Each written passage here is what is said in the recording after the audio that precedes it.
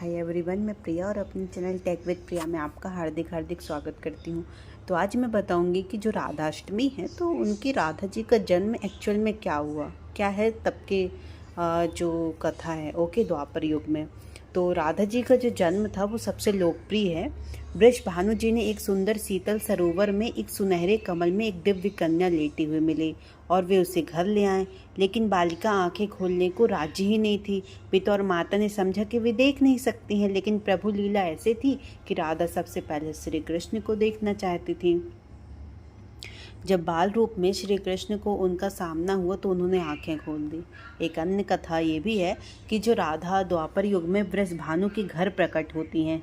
कहते हैं कि एक बार श्री राधा गोलोक विहारी से रूठ गई। इसी समय गोप सुदामा प्रकट हुए। राजा का मान उनके लिए असहनीय हो गया।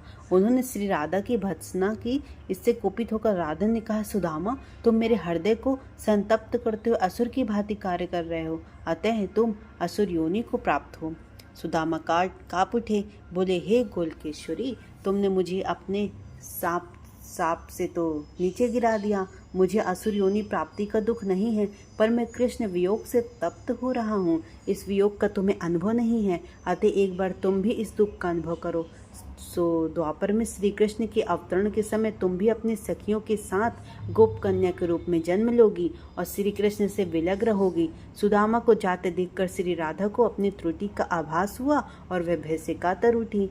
तब लीलाधारी कृष्ण ने उन्हें सांत्वना दी कि हे देवी, ये शाप नहीं अपितु वरदान है। इसी निमित्त से जगत में तुम्हारी मधुर लीला रस की सनातन धारा प्रवाहित होगी, जिसमें नहाकर जीव अनंत काल तक कृत होंगे। इसी का प्रकार पृथ्वी पर श्री राधा का अवतरण द्वापर में हुआ। नृग पुत्र राजा सुचंद्र और पितरों की मानसी कन्या कलावती ने 12 वर्षों तक तप करके श्री ब्रह्मा से राधा को पुत्री रूप में प्राप्ति का वरदान मांगा।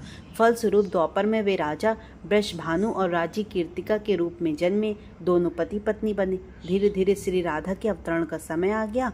संपूर्ण ब्रज में कीर्तिका के गर्भधारण का समाचार सुख स्रोत बनकर फैलने लगा। सभी उत्कंठापूर्वक प्रतीक्षा करने लगे। वह मुहूर्त भी आया। भाद्रपद की शुक्ला अष्टमी चंद्रवासर मध्याह्न के सामने आकाश मेघाच्छन्न हो गया। सहसा एक ज्योति प्रसूति गृह में फैल गई है। इतनी तीव्र ज्योति थी कि सभी के नेत्र बंद हो गए। एक क्षण पश्चात गोपियों ने देखा कि 7 सहस्त्र चंद्रों की कांति के साथ एक नन्ही बालिका कीर्तिका मैया के समक्ष लेटी हुई है। उसके चारों ओर दिव्य पुष्पों का ढेर है। उसके अवतरण के साथ साथ नदियों की धारा निर्मल हो गई, दिशाएं प्रसन्न हो उठी और शीतल मंद पवन अरविंद से सौरभ का विस्तार करते हुए बहने लगी। पद्म पुराण में एक कथा मिलती है कि जो वृष भानु जी ने यज्ञ भूमि साफ कर रहे थे तो उन्हें भूमि कन्या रूप में श्री राधा प्राप्त हुई थी। यह भी माना जाता है कि विष्णु के अवतार के समय अन्य देवताओं ने भी अवतार लिया। वैकुंठ में स्थित लक्ष्मी जी राधा रूप में अवतरित हुई। कथा कुछ भी हो, कारण कुछ भी हो, राधा बिना तो कृष्ण है ही नहीं। राधा का उल्टा होता है धारा। धारा का अर्थ है करंट, यानी जीवन शक्ति। भगवान की जीवन शक्ति राधा है। कृष्ण देह हैं तो राधा आत्मा, कृष्ण शब्द हैं तो राधा अर्थ, कृष्ण गीत हैं तो राधा संगीत, कृष्ण वंशी हैं तो राधा स्वर। भगवान ने अपनी समस्त संचारी शक्ति राधा में ही समाहित की है। इसीलिए तो कहते हैं, जहाँ कृष्णा राधा तहाँ, जहाँ राधा तह कृष्णा, न्यारे निमिष न होत कहूँ समझू करो यह प्रश्न। इस नाम की महिमा अपरंपार है। श्री कृष्ण स्वयं कहते हैं कि जिस समय मैं किसी के मुख से राग सुनता हूँ तो मुझे अपना भक्ति प्रेम प्रदान करता हूँ, और धा शब्द के उच्चारण करने पर मैं राधा नाम सुनने के लोभ में उसके पीछे चल देता हूँ। कृष्ण भक्ति की कलांतर में निरंतर विस्तार हुआ है। निम्मार्क वल्लभ राधा वल्लभ और सखी समुदाय ने इसे पुष्ट किया है। कृष्ण के साथ श्री राधा सर्वोच्च देवी रूप में विराजमान है। कृष्ण जगत को मोहते हैं और राधा कृष्ण को। 12वीं सदी में जयदेव जी ने गीत गोविंद रचना से संपूर्ण भारत में कृष्ण और राधा के आध्यात्मिक प्रेम संबंध का जन जन में प्रचार हुआ। प्रश्न उठता है कि तीनों लोकों का तारक कृष्ण को शरण देने की सामर्थ्य रखने वाला यह हृदय उसी आराधिका का है। जो पहले राधिका बनी उसी के बाद कृष्ण आराध्या हो गई। राधा को परिभाषित करने का सामर्थ्य तो ब्रह्मा में भी नहीं। कृष्ण राधा से पूछते हैं, हे राधे, भागवत में मेरी तेरी क्या भूमिका थी? राधा कहती है, मुझे कोई भूमिका नहीं चाहिए कान्हा, मैं तो तुम्हारी छाया बनकर रहूंगी। कृष्ण के प्रत्येक सर्जन की पृष्ठभूमि यही छाया है, चाहे वे कृष्ण की बांसुरी का राग हो या गोवर्धन को उठाने वाली तर्जनी या लोकहित के मथुरा से द्वारिका तक की यात्रा की आत्मशक्ति।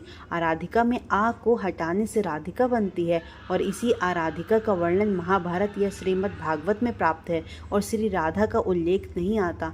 भागवत में श्री राधा का स्पष्ट नाम का उल्लेख न होने से एक कथा यह भी है कि सुखदेव जी को साक्षात श्री कृष्ण से मिलाने वाली राधा हैं और सुखदेव जी उन्हें अपना गुरु मानते हैं। कहते हैं कि भागवत के रचयिता सुखदेव जी राधा के आसपास सुख रूप से रहकर राधा राधा नाम जपते थे। एक दिन राधा जी ने उनसे कहा, हे सुख, तुम अब राधा के स्थान पर श्री कृष्ण का जाप किया करो। उसी समय श्री कृष्ण आ गए। राधा जी ने कहकर तो सुख बहुत ही मीठे स्वर में बोलता है, उसे कृष्ण के हाथ सौंप दिया, अर्थात उन्हें ब्रह्मा जी का साक्षात्कार करा दिया। इस प्रकार श्री राधा सुखदेव जी की गुरु हैं और वे गुरु का नाम इसी तरह ले सकते हैं। तो सभी कोई बोले राधे राधे। जब भी आप राधा का नाम लेंगे तो आप मतलब श्री कृष्ण की भक्ति में अंतर्लीन है। श्री कृष्ण जी कहते हैं कि जहाँ राधा वहाँ हूँ मैं।